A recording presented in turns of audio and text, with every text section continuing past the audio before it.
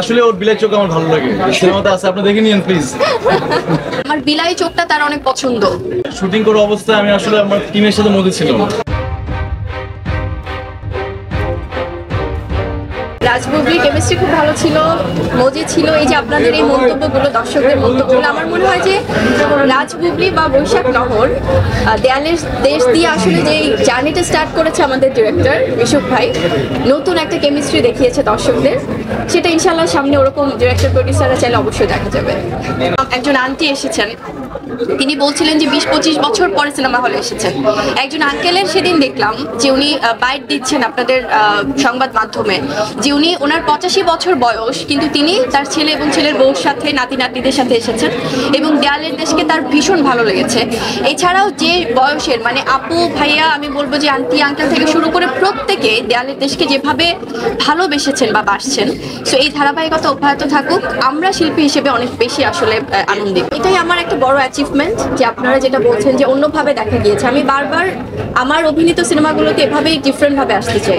আমি গল্পের প্রয়োজনে আর্টিস্টকে ভাবি। সো আমি যেহেতু আমার পরের প্রজেক্টের জন্য গল্প ভাবছি, তারপরের প্রজেক্টের জন্য গল্প ভাবছি, সো আমার ডেফিনেটলি গল্প ভাবতে গিয়ে যদি মনে হয় যে আমার সেই চরিত্রকে তারা দুজন সার্ভ করবে, ডেফিনেটলি সেটা পৃথিবীর যে কোনো দেশের অভিনেতা হতে পারে। শুটিং করার অবস্থায় আমি আসলে আমার টিমের সাথে মধ্যে ছিলাম।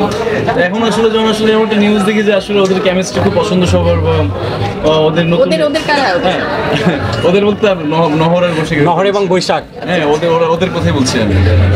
আর ওই বিলাই, আসলে ওর বিলাই চোখ আমার ভালো লাগে, সিনেমাতে আছে, আপনি দেখে নিন প্লিজ। আজকেও আমরা কিন্তু একদম দর্শককে বিরক্ত করিনি। আমরা মুভি যখন শেষ হয়েছে দর্শকদের কাছাকাছি, তখন আমরা গিয়েছি শুধুমাত্র কৃতজ্ঞতা জানাতে। সো আমরা চাই আসলে তারা নিজেদের মতো করে আগে সিনেমাটা উপভোগ করবে।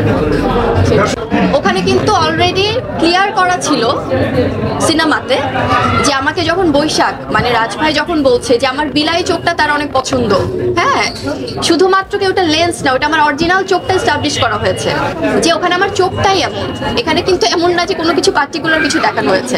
আপনারা দেখবেন কিন্তু মানে এটা কি কেউ দেখে না যে সোসাইটিতে অন্য কারো চোখের আইবলটা একটু অন্য কালার হয়, এটা তো নতুন না।